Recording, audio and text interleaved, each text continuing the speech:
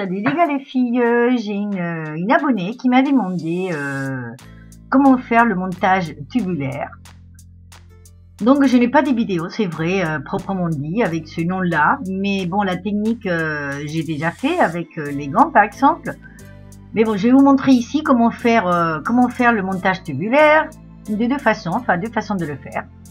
La première, c'est en montant les mailles comme de la façon facile, comme je l'appelle. C'est ce que je viens de faire là. C'est ce que vous voyez, vous avez vu. Et donc, tout simplement, on va tricoter la première maille à l'endroit. Et la deuxième maille, on la passe à l'envers sans la tricoter. Donc, comme je vous disais, c'est la technique que tu utilises pour les doigts des gants, pour le col du poncho, par exemple. Mais voilà, pas pour un début, c'est vrai, pour un début de projet. Donc, ça s'appelle le montage tubulaire.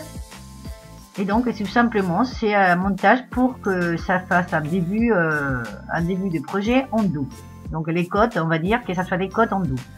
Donc, les côtes, en fait, on tricote celle à l'endroit et on tricote pas celle à l'envers.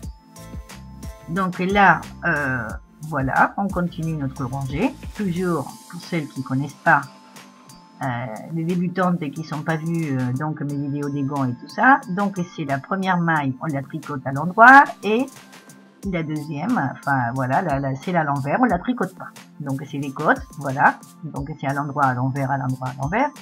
À l'endroit, voilà, on la tricote. Et celle à l'envers, on met le fil, mais on la passe sans la tricoter. À l'endroit, on la tricote. Et à l'envers, on la passe sans la tricoter.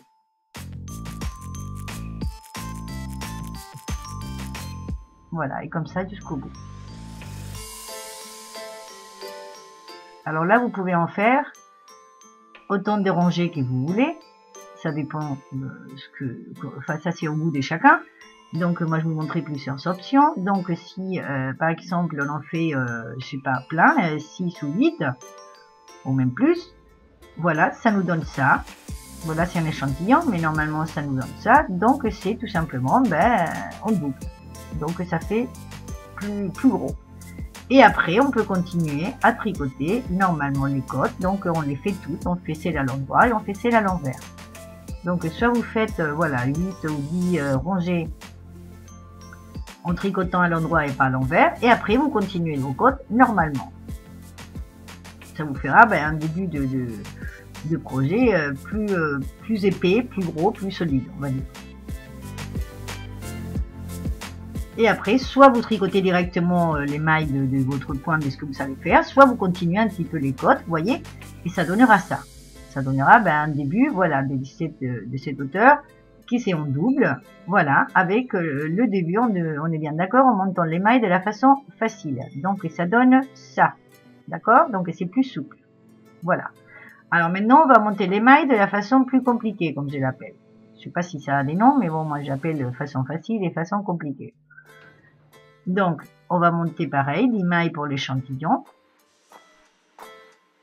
de la façon un peu plus compliquée. Donc après, ce que ça va donner, en fait, c'est que ça sera moins élastique, ça sera moins souple, ça va moins se détendre. Mais voilà, c'est la seule différence entre l'un et l'autre. Mais en fait, pour le reste, c'est pareil. Donc, une fois qu'on a nos mailles montées, on va faire exactement la même chose. On va tricoter celle à l'endroit.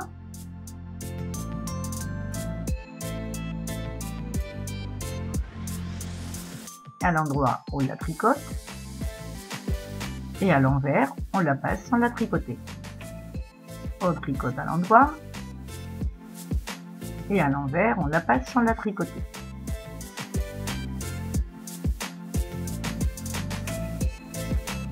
Voilà.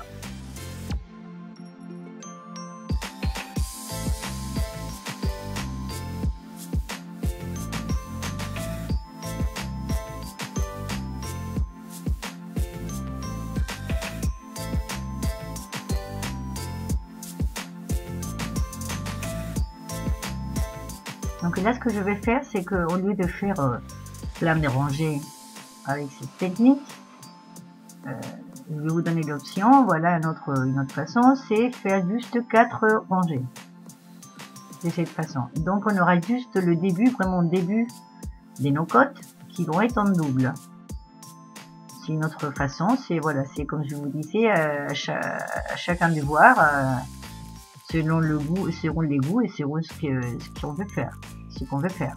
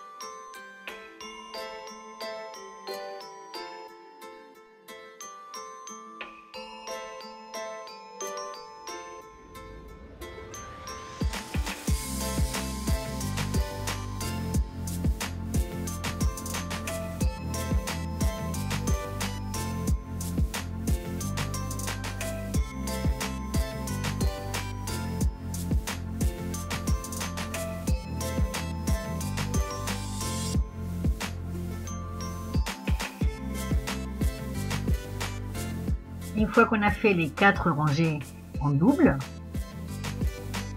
donc on va continuer là oui on va faire à faire les côtes normalement, parce que là c'est pas assez large, donc on va continuer à faire les côtes. Donc on tricote toutes les mailles, on tricote celle à l'endroit et on tricote celle à l'envers.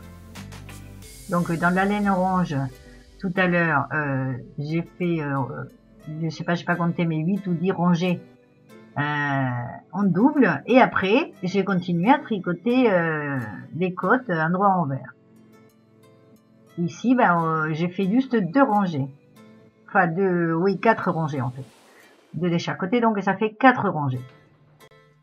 Voilà, donc si vous tricotez voilà un peu plus, vous voyez que la seule différence c'est que le bas, voilà, c'est moins élastique, donc moins c'est l'étendre que si on avait fait monter les mailles de la façon facile. Mais autrement, vous voyez, c'est pareil, sauf qu'ici, ça fait moins gros.